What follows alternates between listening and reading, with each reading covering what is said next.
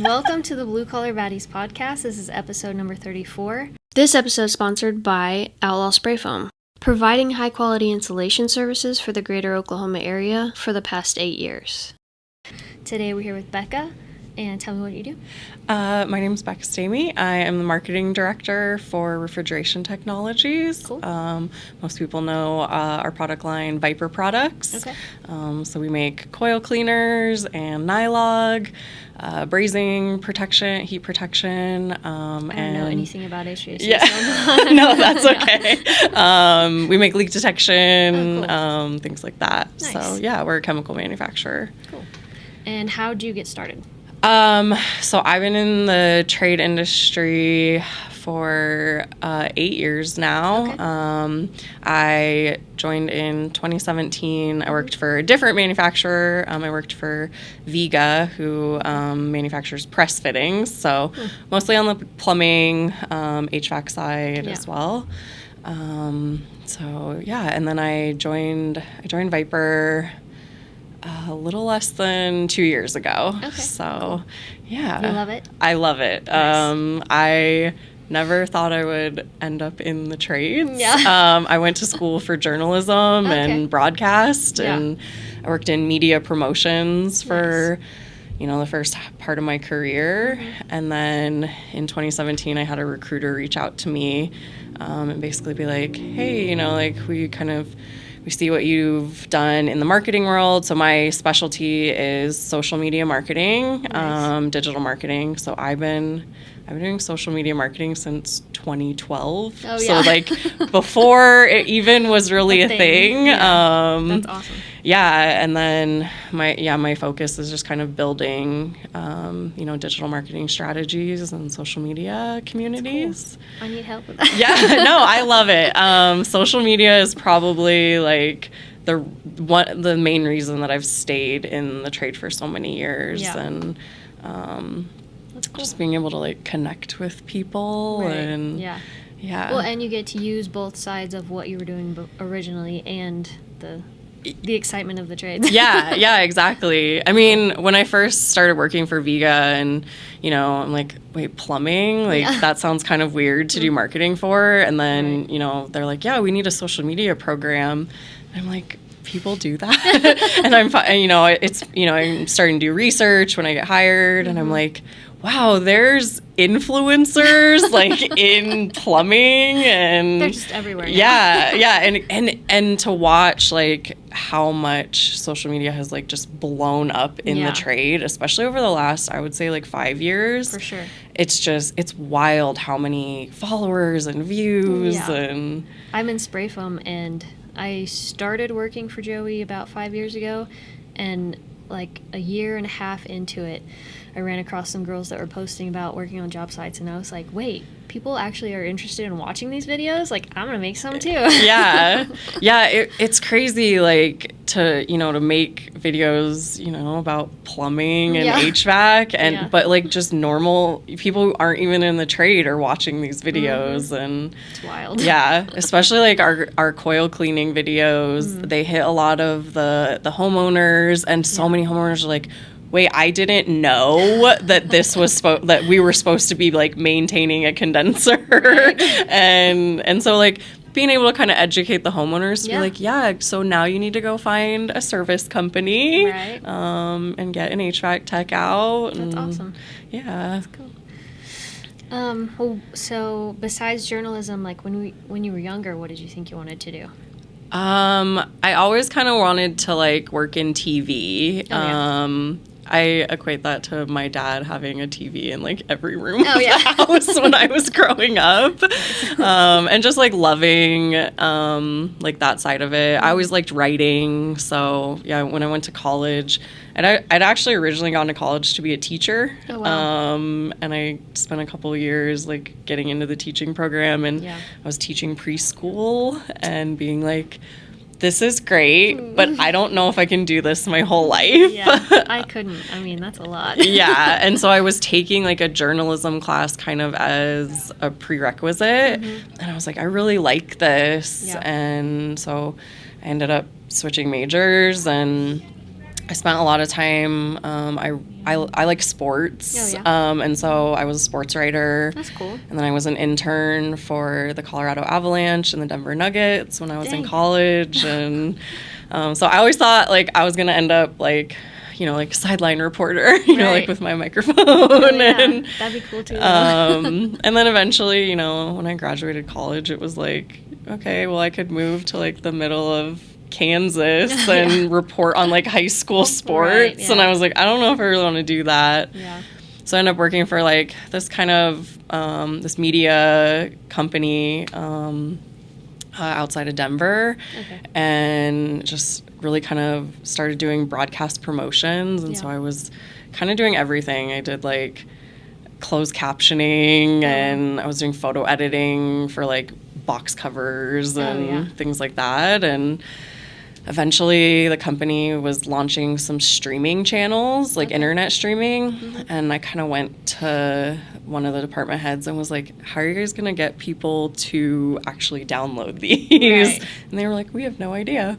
And so then I was like, well, you guys should do this on social media. And I just liked social media personally. So I was like, you guys should post on Twitter and things like that. And they were like, do you want to do that?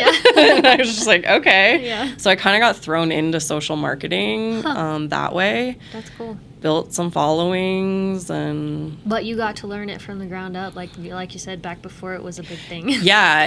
And I mean, like, it was all organic. Like, I couldn't do any paid stuff. I didn't Yeah. have like a budget or anything. And I just kind of learned, like, hey, if I comment on things and I give people promo codes, then Get some maybe they'll traction. download this stuff. Yeah. And after a couple months, it was like the company was like, wow, like we've had like 10,000 downloads. Like, Dang. how did you do that? And like, awesome. I just like people. And so I think like the community aspect has really been like a big part of like, that's my marketing focus. That's awesome. Yeah. And because like, with a lot of my marketing initiatives, like, yes, I work for a manufacturer, but I'm not marketing to wholesalers. Right. I'm marketing to the contractors. Yeah. So I love connecting with like tradespeople in like all different ways. Makes and sense. yeah. That's pretty cool. If you were to like explore a different trade or be out in the field, hands dirty, what do you think it would be? I really love the HVAC side of Yeah. things. Like, so I give mad respect to the plumbers because like I spent a lot of time, in that side of the industry, and Right. plumbing's not something I could ever really get. Like, I was like, I don't want to touch that kind Like of new stuff. construction, maybe. Yeah. But repairs. Yeah. No, thanks. but the HVAC side, I really learned,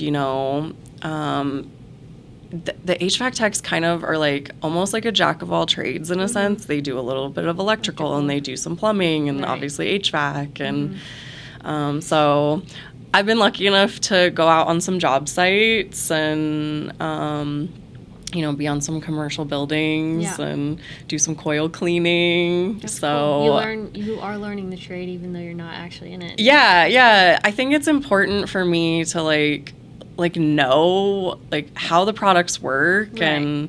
and I spent a lot of time with Megan from Mechanical Environments because we're both based in the same city, and I've learned a lot from her of just like talking and watching her use our products and being like, okay, like this this coil cleaner that we have comes in an aerosol.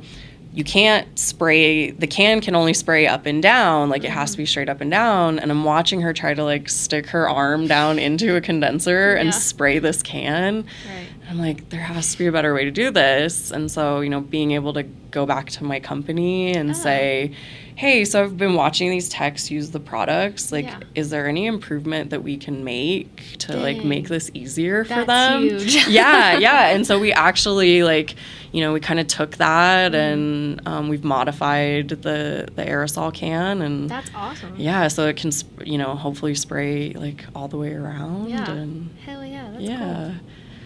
Do you have any like hair care or skin care tips for people who are out getting, dirty and greasy? Yeah, so these are Viper wipes, Oh. and I love to give these to the girlies. Dang. I mean, they work for everything, but they're like, we make them specifically so that like it's a non-rinsing wipe, and it has like aloe and lanolin. Really? So I love to send them to the girls to be like, when you're on a job site and you're getting like, and you get gross, like you're coming out of a crawl space, like use these. And I have women techs who are like, I use them on my face, like, and I don't have any issues. That's they make my awesome. skin soft. Hell And yeah. so I'm always like trying to push the Viper wipes That's of like, pretty cool. keep these in your truck. Yeah, that's awesome. Yeah. And those, I guess we can link those in the description too. Yeah, definitely. Because I know a lot of girls would use them. Yeah. That's cool. Yeah.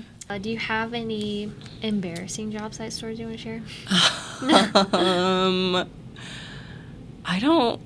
I don't think so. I mean, mostly like the first time I went on like a commercial building, and then they're like, okay, well, we need you to climb up this ladder to get on the roof. And I've never been on a ladder before. So I've got like my camera gear and everything. And I go to like, I get to the top and I'm like, wait, how do I actually get onto the roof? Right. And they're both like, you got to just swing your leg over and try to get on it. And I was like, okay, just don't fall. That's the worst. Yeah. Especially if they don't know that you don't know. And you're just like, I'm about to make an idiot of myself. Yes. And then I think like, coming back down, I had like a little bit of fear of like, oh, well, I'm just going to be kind of floating here to get back over. But sure. That's funny. Have you had any like friction from the men on the job site? Or disrespect, I guess. I see it a lot on social media, obviously. It's interesting, like when I post videos of like women working or even myself, like, I post a lot of videos of my own HVAC page where I just kind of mess around and show how the products are used, but I'll post things or I'll reshare content from different women, and the comments from men are always so different. Almost always it's a comment about like, where's their PPE? And it's like, you don't comment that on a man's. Or last year I had a video that kind of went viral where I was actually cleaning the vent to a swamp cooler. And I had shorts on. I'm not an HVAC tech. Like, plus I'm just at my parents' house. Like, it's a Saturday. And I was like, oh, let me, film this. And people got so upset over the fact that I was wearing shorts. Oh my gosh. And I was just kind of like, why is this such a big deal? Right, yeah. So it's just interesting how differently the men talk to women on social media versus themselves. Yeah. Well, and it's like, would you say that to my face? Right. Like, if we were working side by side, come at me, bro. Yes, exactly. So I always feel good, like, I had all these women, like, kind of jump in the comments to be like, what are you talking about? She's not wearing anything other than what a man would be wearing. Right. So, and you wouldn't make this comment to men. Right. What about, like, any friction from women, either on job sites or social media, or, like, women being like, why are you in the trades? What are you doing? Yeah. I think a little bit of pushback I got from women was, we did a video series that was, like, a little tongue-in-cheek. Like, it kind of pushed, like with Viper, I get to push the boundaries, which is nice. But, so we did this video series that was, like, HVAC techs only need one thing. And then with our products, we kind of said, like, we're talking about the benefits of the products and stuff like that, but we're saying them kind of with innuendos. Right. And I did get a little bit of pushback from women being like, you're over-sexualizing the products. And it was kind of like, I understand, like, where they're coming from, but also, like, we're kind of poking fun at the men in the industry. Just get on with the joke. Laugh about it. Yeah. But, I mean, for the most part, like, the women are so supportive of one another, which is just, I mean, it's amazing. Yeah.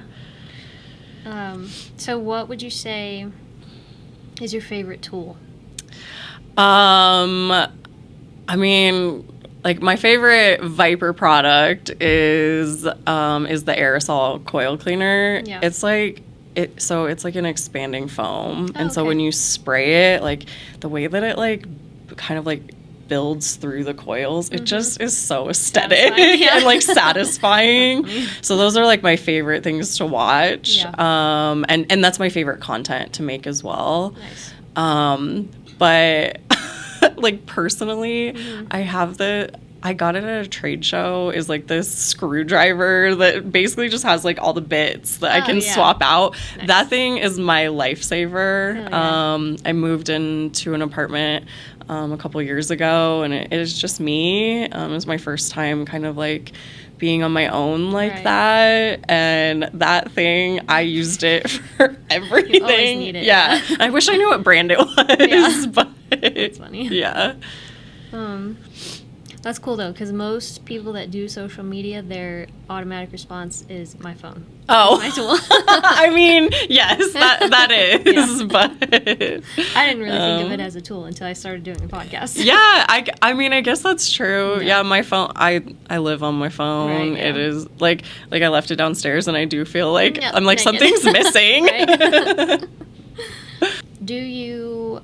I mean, obviously, like, if you're on a job site, you might have to wear some safety gear, but I guess in your everyday job, you probably don't really have to deal with that. No, not particularly. And, like, the thing about, like our Viper products is that, like, they're manufactured specifically to be the safe chemicals. Oh, nice. So I really push, like, this isn't the kind of coil cleaner that you need to wear gloves and long pants and respirator. Like, you're not breathing in fumes. Yeah. It's not an acid. It's not going to burn your skin. Nice. So, I mean, for the most part, yeah, like, I mean, sure, maybe you might want to throw some safety glasses on if you're going to get, like, a ton of splashback. But, like, even then, like, those products aren't going to hurt you. Right. I always tell people, if you're using a brightener, which we do make, like, that's when you need to use PPE. But that's a coil cleaner that is, like, only going to be used in, like, extreme cases where there's a ton of buildup and, like, the coils are basically calcified. And the person hopefully already knows how to use it. I would hope so. Like, I always tell them, I'm like, please read the packaging. Yeah. Like, we spend time on safety labels for a reason. That's funny. If you had any advice for either women who want to do what you're doing or just want to get into blue collar industry in general, what would you say? Just do it. Yeah. Just go for it. Like I said, I didn't expect to ever end up in a blue collar trade, or like, in the trades in general. Right. But it's one of the most like supportive environments if you can find the right people and to just like not be scared. Watching the different women techs on TikTok especially, like they hold their own and like they have to, because like, kind of like we were talking about, like men say things to them and to women that they would never say to other men. So for sure. To just like go for it, find a support system as well. The different women's groups, even, just following different women on social media and just like, slide in the DMs to be like, hey, I'm another female who works in the trades, and just kind of create that connection. Love that. I'm not a very social person, but this podcast, like, that's the one thing that I'm super excited about, is meeting all these badass women. Yeah. It's so much fun. Yeah. No, that's my that's like truly like one of my favorite parts. And like, it is obviously like such a male dominated field. And so most recently, I got added to like this group on TikTok, and it's like 30 women. Nice. And, they all share content, and they're also supportive. And that's cool. I'm reading the chats that are happening, and they're asking each other questions. Yeah. And I just feel grateful to like be a part of that. That's pretty cool. Do you have any big like upcoming goals or future plans in your career? I mean, because I just joined Viper less than 2 years ago, I want to just keep growing that community and, keep pushing our business. Yeah.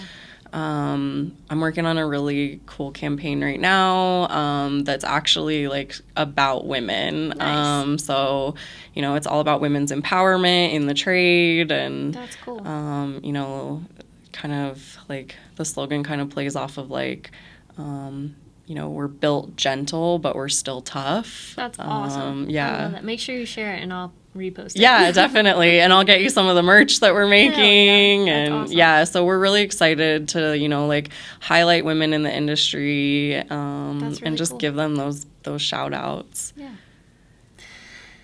All right. Well, we will tag your social medias and everything in the description. Appreciate you being here. Yeah, thank you so much for having me, Haley. Thanks for listening. If you enjoyed it, make sure you hit the subscribe button so you don't miss the next one. All the links and products we mentioned today will be listed in the description. If you're a woman in a blue-collar industry and you're interested in being the focus of the next episode, or you're a small business that would like to sponsor an episode, reach out to us in the link below.